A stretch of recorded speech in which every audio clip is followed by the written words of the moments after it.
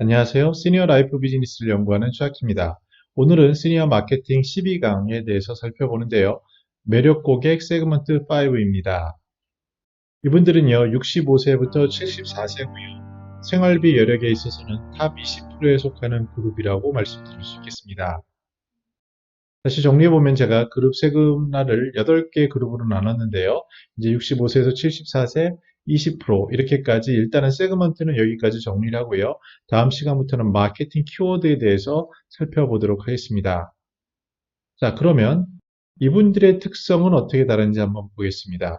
65세가 되면은 이제 노인이라고 부르게 되죠. 그래서 이제 그 보건복지부에 의해서나 우리나라에 의해서 65세는 노인으로 정의가 됨에 따라서 물론 연금 빨리 받는 분도 계시지만 국민연금부터 시작해서 뭐 지하철 같은 혜택, 여러 가지 기초연금이나 이런 것들이 65세라는 노인에 맞춰서 혜택을 부여받고 그런 정의를 스스로 인식하는 시기가 이제 됩니다. 그리고 또 하나는 이제 65세부터 74세까지는 그 비교적 건강하게 살 수 있는 마지막 수명이라고 볼 수 있습니다. 75세 이후부터는 아무래도 이제 굉장히 아픈 상태로 지내는 통계적으로 그런 상황이 많기 때문에 이때가 나머지 건강 수명 시기라고 볼 수 있고요. 라이프 이벤트로 봤을 때는 회갑이라는 이제 70살이라는 구체적인 숫자가 나오고 이를 기념해서 인생에 대한 여행에 대한 관심이 늘어납니다. 특히 대부분 손자녀들이 있는 경우가 있기 때문에 이런 가족 중심의 여러 가지 활동들이 이루어지는 것을 알 수 있겠습니다. 생활시간표 차원에서는요, 말씀드린 것처럼 어떤 기념, 그리고 여행에 대한 이제 더 마지막 그 노력들이 더 가미가 되고요. 친구들 모임, 또 일반 모임, 그리고 가족 모임으로 이런 모임을 동반한 식사들이 이루어지게 됩니다. 그러면서 점차 친구들이 한 명씩 떠나가는 것을 이제 경험을 하게 되는데요. 본인도 만성 질환이 뭐 75세 전후로 해선 대부분 뭐 3개 정도 있다고 하는데요. 그런 것들도 이제 가미가 되고 또 중대질병도 생길 수 있고 그러면서 웰다잉에 대한 관심이 구체적으로 체감되는 시기입니다. 또 신체적인 그 능력도 많이 떨어지는데요. 예를 들어서 산 등산을 잘 하시는 분들도 70대 좀 넘어가면 아무래도 급격히 저하가 되고 뭐 어떤 그 소변이라든지 이런 신체 기능에 있어서도 어려움을 겪기 때문에 조금씩 변화들이 생겨나는데요. 그래서 거리상에 있어서는 30분 이내 활동 거리를 선호하게 되는 것을 볼 수 있습니다. 가계부 차원에서는요, 상속이나 증여에 대한 관심이 늘어나고 손자녀에 대한 보험 같은 걸 들어주는 것에 관심이 있습니다. 그리고 이제 아무래도 자산이 그래도 비교적 많은 시기이기 때문에 절세에 대한 관심이 이제 구체적으로 반영되는 시기라고 할 수 있죠. 그리고 외국에서 말하는 그랜드 페런츠 이코노미, 다시 말씀드려서 조부모들이 손자녀를 위해서 장난감을 사준다든지 이들을 위한 구매의 약 50% 정도를 부담하는 큰 손이 되는 거죠. 이런 것들이 더 가시화되는 시기가 바로 이때라고 말씀드릴 수 있겠습니다. 핵심 키워드를 뽑아보면요. 먼저 버킷리스트를 뽑아볼 수 있을 것 같습니다.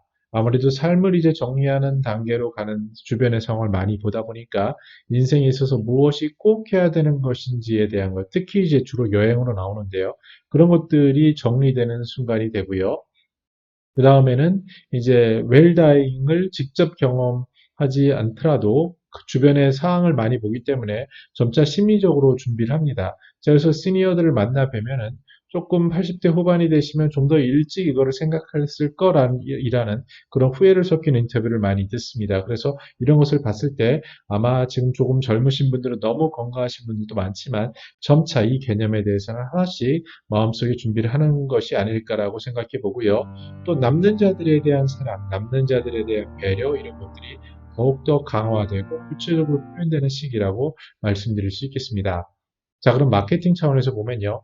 고객을 유치하는 차원에서는 아무래도 이제 가격도 중요하겠지만 상위 20%라고 말씀드렸기 때문에 가치 중심의 태도가 더 중요할 수 있습니다. 그리고 어떤 금융기관이나 이런 거래에 있어서는 신뢰도, 안정성 이런 것들이 보다 중요해지는 시기이고 또 삶의 경험을 통해서 실수하지 않기 위한 담보가 그 안정성, 신뢰도인데요. 이런 것은 브랜드력이라든지 자본력이라든지 정부가 인증해 준다든지 아니면 본인과 깊은 관계를 통해서 신뢰할 수 있다든지 이런 것들이 중요한 핵심 값들이 됩니다.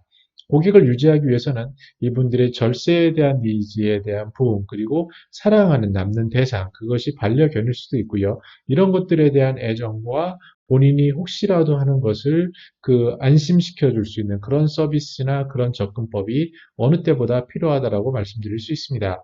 마케터 입장에서는 본인이 생각하는 그 대상을 시각화해서 그 지역의 특정 고객을 생각할 때요. 그분들에게 삶의 의미가 어떤 것일지, 또 이분들이 중요하게 생각하는 사랑하는 남은 자들, 후세에 대한 생각들을 배려해서 마케팅 계획을 세우는 것이 어느 때보다 시적절한 타이밍이라고 말씀드릴 수 있겠습니다.